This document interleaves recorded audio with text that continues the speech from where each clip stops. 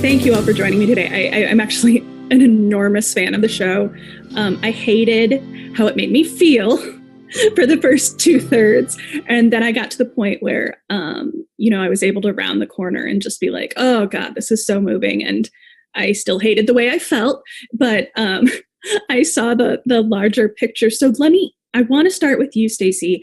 I know that the very first nugget of what would become Mrs. America came from you. What was it about Phyllis Schlafly in particular that made you think, okay, this is a woman who could serve as kind of the cornerstone of a series? She was just a fascinating contradiction. She clearly lived her life with feminist values, with her own agency, but she was fighting against her own best interests.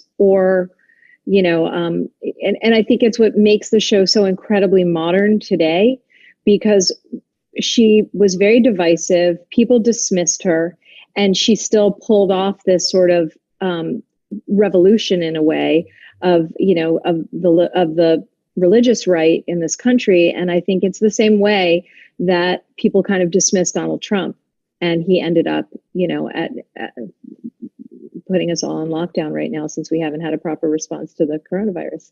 So I think that was it was interesting to tell the story in an unconventional way, that and enter unexpectedly with a person that most people didn't know about.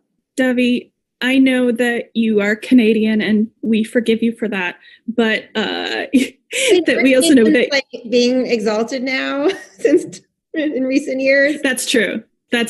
Well, we forgive you for all our envy is actually where that comes from. It comes from a place of deep and abiding jealousy. And I have a Canadian passport, and I could drive up to Canada if they open the borders and get out of here. So what was your address again? I can get it. It's not You can hide it in my basement for sure, Libby.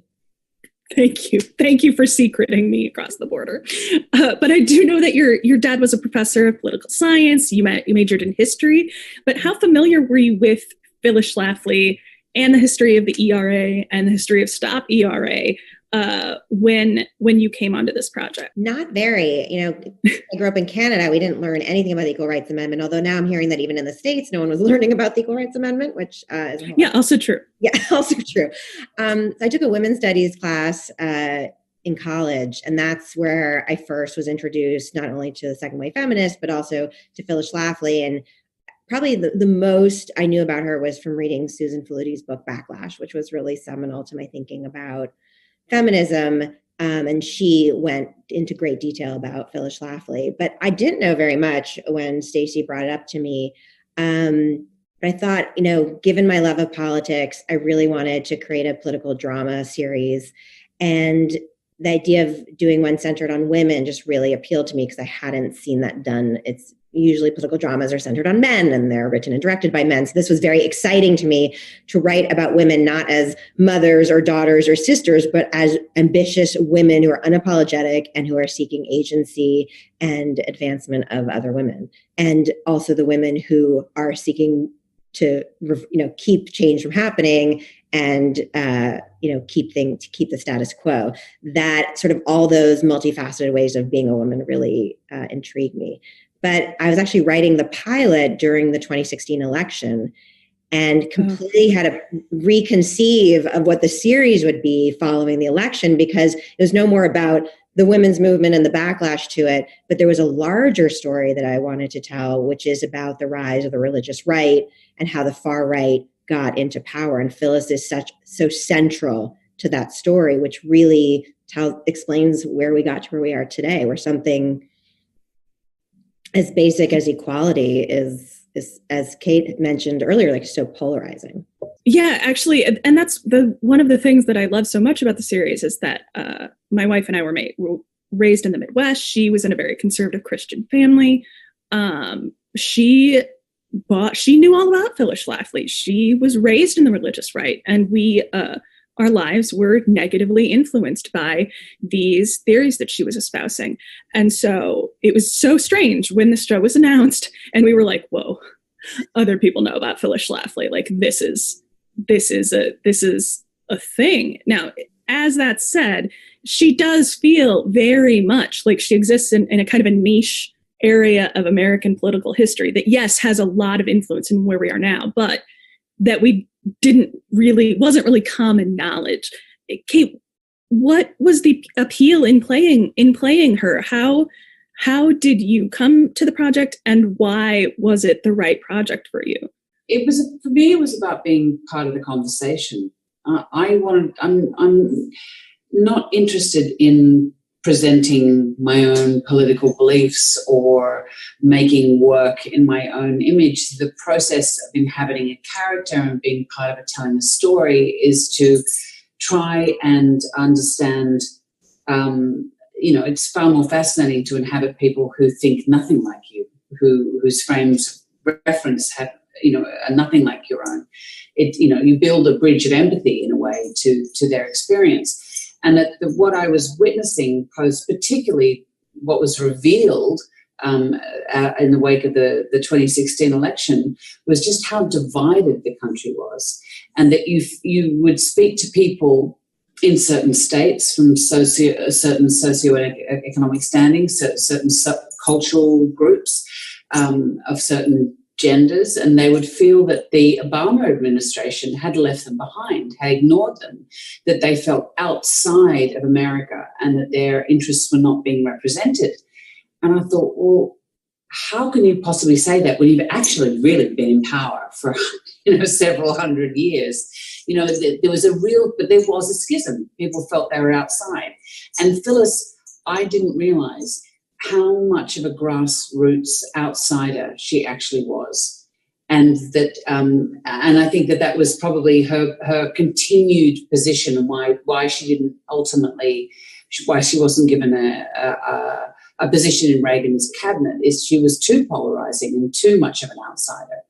But I think that I was interested in trying to find a way to be part of a conversation that built a bridge between what seemed to be polar opposites, whether they were polar opposites from a gender perspective or political perspective. I think drama has the ability to do that. And, I think our political discourse, not just in America, but globally, has become so divided that we can't have nuanced conversations about things as important and apolitical as equality. And so I thought, when Darby and Stacey came to pitch the series to me, Phyllis was secondary to my wanting to be involved. I just wanted to be part of helping to scaffold that kind of conversation with an audience. It's not a documentary. There will be a lot of emotional invention, but it's based on fact, and you can only understand where we are now by understanding where we were in recent history. And I think that there's so much that I have learned about personally by going through the series about why we are where we are right now. Right. Not just as women, but as, American citizens, Yeah. Is that part of why it was important to you to be such an active executive producer on the series? I talked to Sarah Paulson a few weeks ago, and she just raved about you, obviously, but talking about your long hours and calling her, sending her texts about her character, and just how committed you were to this project. I'm just bossy. No. Well, that was the undercurrent she was getting at. Yeah, of course. No. Sarah. No. Well, I worked mostly in the features space.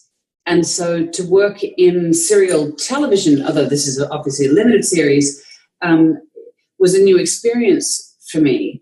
And you need stamina to embark on something like that. Not only the hours, but just the breadth of the story, and that you need to know what your role within it is. But I think you also need to know that the story is rich enough and deep enough, and your fellow Uzo. Speaking of fellow players, hi all. Fellow players, amazing. Oh, sorry. Amazing, like Uzo was. That it can sustain your interest. And I look. You have to have. I think ultimately you don't tell a story without an audience in mind. And with every passing day, this story just became increasingly more relevant and important to tell. Not important in a worthy sense, but in an urgent sense. But, so that was the audience perspective. But personally for me, I felt like I was suffering from PTSD, and I needed to understand why I was feeling all this stuff, and to find a way to scaffold and reverse engineer how I got to this place, or how we'd all got to this place. So it was actually a very urgent need of mine, I think, to be part of it. Right. I think that it's the role has always been secondary for me, and it's been the who's designing the costumes, who's behind the camera, who's doing the catering. I'm Australian. I come from a very non-hierarchical film industry, and so all of those things are very important to me, whether I'm involved from a producerial perspective or not.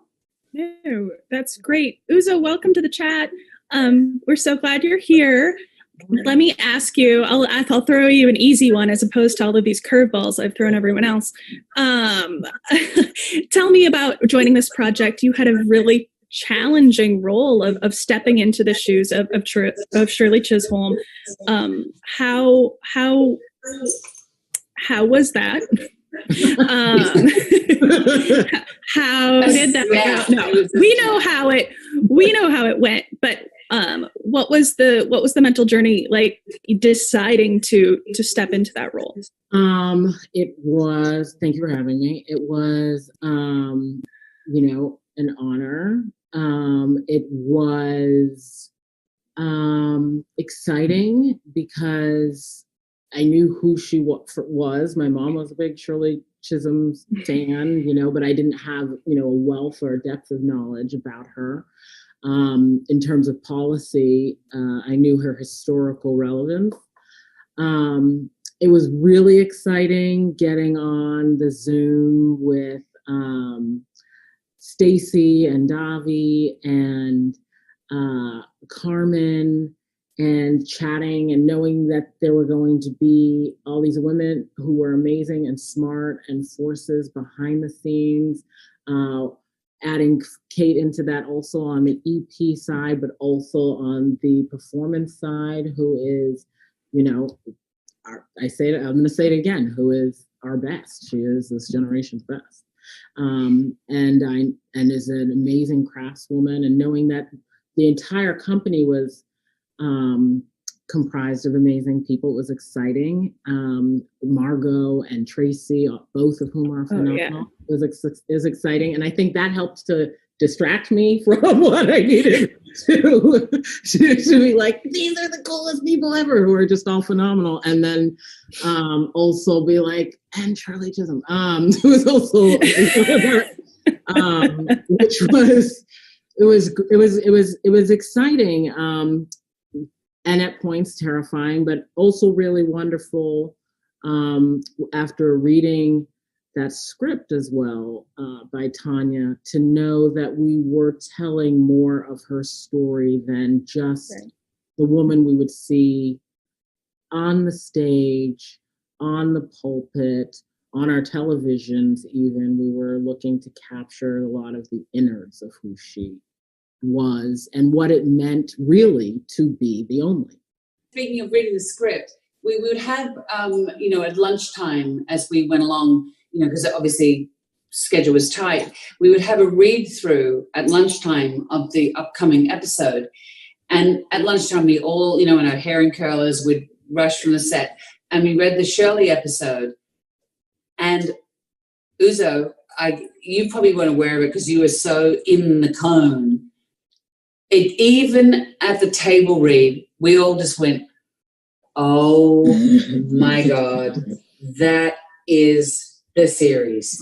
I said, we don't need to film that. We just experienced that. It leapt off the page and into your mouth, and it's like it was like the most astonishing piece of theater. When you just think, I know why I'm doing this now.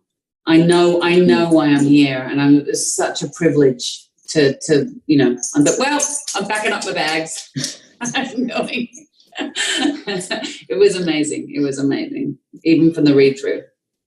Well, that actually is a perfect transition to a question I have for Tanya. As the writer of Shirley, the entire series was very episodic. Every episode played like its own little sort of one act play. Do you feel like that setup lent itself well to your strengths as a playwriter? Because I know you've worked on other TV series. Was this different at all? Was it easier? Was it harder? Tell me about your experience. Well, this was harder because we were trying to do justice to all these women.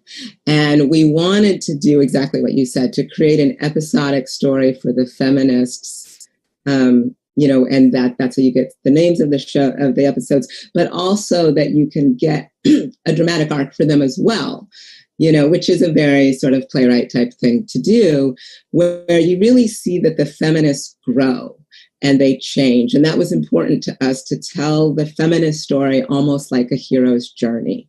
So that in episode 3, in the Shirley episode, where you see this fracture and they're not able to figure out how to reconcile all the diverse voices, by the time you get to episode 8, there's been a sea change, and it comes with great struggle for them. But they realize ultimately that unity is not sameness. Unity is figuring out how to take a lot of different parts and make a whole.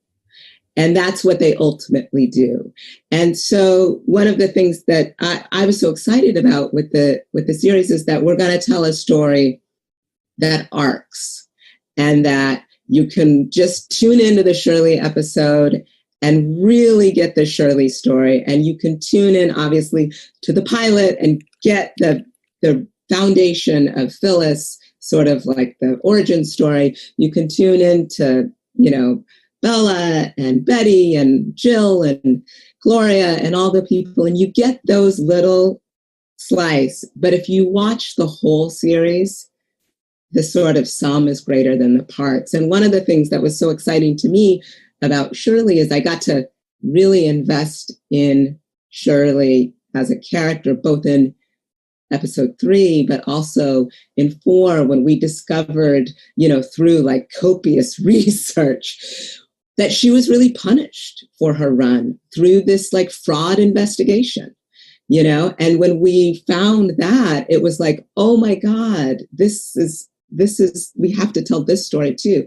And when we discovered that she stood up for the secretaries in episode 6, that she put herself on the line, no one else did. And the secretaries, they didn't look like her, but they came to her because they knew she would fight for the voiceless. And so being able to tell, that story as a playwright coming from the theater, that was exciting to me. Yeah, that was very moving, and brings me to my next question. We sit here, and as we have recorded this, Joe Biden has announced his choice for vice president. Kamala Harris, first Black woman to run on a major ticket as vice president, an issue we saw addressed in the series when Shirley Chisholm was not selected for that position. It reminds me again how much the show is in active conversation with the world around us right now. How startled were you with how little we've changed since those times when you started really digging into the research? And this is a question for all of you. I know we are learning that Joe Biden picked Kamala Harris. I really had mixed emotions. On the one hand, of course, it's thrilling to have a Black woman on the major ticket for vice president. I'm like, why not president? And why did it take, as you said, 40 years? And I think one of the hardest things for all of us as we were in the writer's room and as we were doing the research and figuring out what happened in the 70s was we couldn't believe how many conversations, like that conversation between Shirley and Bella in the Jill episode about what to do about the congressmen who are sexually harassing their secretaries is probably the same conversations they were having about Al Franken not 2 years ago. And so it's just both we've seen how much things have changed, and I think we've come a long way in terms of understanding intersectionality and how important it is to social change movements. But in many ways, things haven't changed, and just realizing the cyclical nature of change and how challenging it is to make meaningful change and radically transform our country, and how often the backlash can be quite successful. We're seeing a backlash that was launched in the 70s reverberate in the White House today. That, we definitely had, right, Tanya, some depressing afternoons in the writer's room where we were like, women can't win. Yeah, we were struggling with the political moment, as it were, in the writer's room, and finding a way to put that into the work. And some of the conversations that we had in the writer's room, they were tough conversations. We had a very diverse room, and we got into it and we explored it, and we threw up our hands some days, and it was about gender, it was about race, it was about sexual orientation, and we were really struggling with these things. And it was the sense, I remember one day Davi said, it's like, it would just be so much easier not to tell a diverse story, because, and she said, but I'm committed to doing that, even if it makes the TV harder, even if we're working longer hours, even if we're having to put more of our hearts and our souls and our thoughts into this. But she was committed to making the narrative intersectional. And we all got into it, and it was great. And I have to say that the writers' room, we're all still so close today because we were willing to just sort of go for it. And Tanya, I think your episode is a great example of how we were really committed to making the narrative of this series intersectional, even though the history didn't jump out. Shirley and Phyllis never intersected as storytellers. Right. That's not great for television, right? So then we had to think, well, how can we have the story of this episode speak to each other thematically? And that's where the choice came in to tell the story of Shirley's run for president and Phyllis launching her national campaign, to have it thematically speak to women and race and power, so that we had to find really creative ways to tell the story, because the history didn't exactly line up as like a storyteller's dream often. And I think your episode is a great example of that. And We're all really committed to that. It meant some late nights. It did. But the other thing that was also exciting is that we were, one of the things when you're telling stories about women of color, when you're telling stories about women, white women, all sorts of people, people of color in general, is that you have to look in the footnotes of history to find the story. And then you go through those footnotes and you find that little thing, found that little thing about Midge, found the little story about the secretaries, found the little thing about Shirley, the investigation into Shirley. And we thought that's where the story is. So actually a question for Cate and Uzo.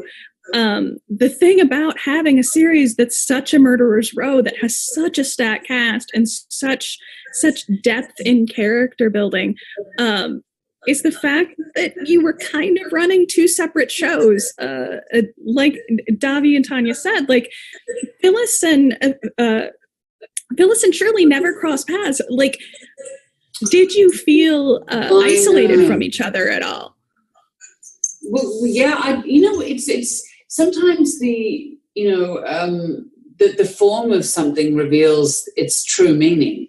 There was one moment which we had on the hottest day, in history. Both of us were wearing triple wool, where Shirley was giving a little mini press conference, on the streets outside the house, and Phyllis was walking in. So it was kind of shows coming out, Phyllis was walking in, and Phyllis just notices this powerful Black woman who's got a lot of media attention. Meanwhile, she's a nobody she has no kind of profile in Washington, which is a kind of an interesting irony given where things ended up. And as I walk past, if people watch it again, all they can see is an actress's regret, saying, "I don't get to work with Uzo. This is our moment." You know, that is it. But you think what a shame if these, if Phyllis was able to look behind the kind of the obvious things that separated them. You think they may have found similar struggles in common, and so that irony was not lost on me, but it was an actress's pain that is registered on screen as I'm walking by. But I get to watch the episode, so that was a joy. The same also, yes, I remember that day very well. But I was like, but she's not hot, I'm not. And it was nice to have that touch of experience of Phyllis and Shirley, Cate, and I in that episode 1. I also thought it was really interesting just from like a theatrical end. I thought it was so cool. Like while we're both like wishing we could touch here, I also thought it was really cool how you felt Phyllis touch every single one of these women's story and what that symbolized in the end, really, that though we did not cross paths in the physical form, she absolutely impacted my life and the lives to come after, and watching that needle be thread in that way, watching her encounter every single one of these women's stories, and be so a part of our tribe, even though Cate was not, Phyllis, Cate was not on the pro-ERA side in those scenes. Her character and presence was felt daily. It was felt immensely. I mean, down to, I think it's the end of episode 1 when, isn't it, when Tracy, Betty knocks the mug over, accidentally. She was such an alive force and character in the space. And I mean, here's the thing also, I imagine a little bit in my head, 1, because she's so powerful, 2, also, as Margot's character Bella says, she's the most liberated woman in America. So of course she's in here. Absolutely. But it's also, it's never, and this is something I think about, on a daily basis, is you never underestimate an outsider.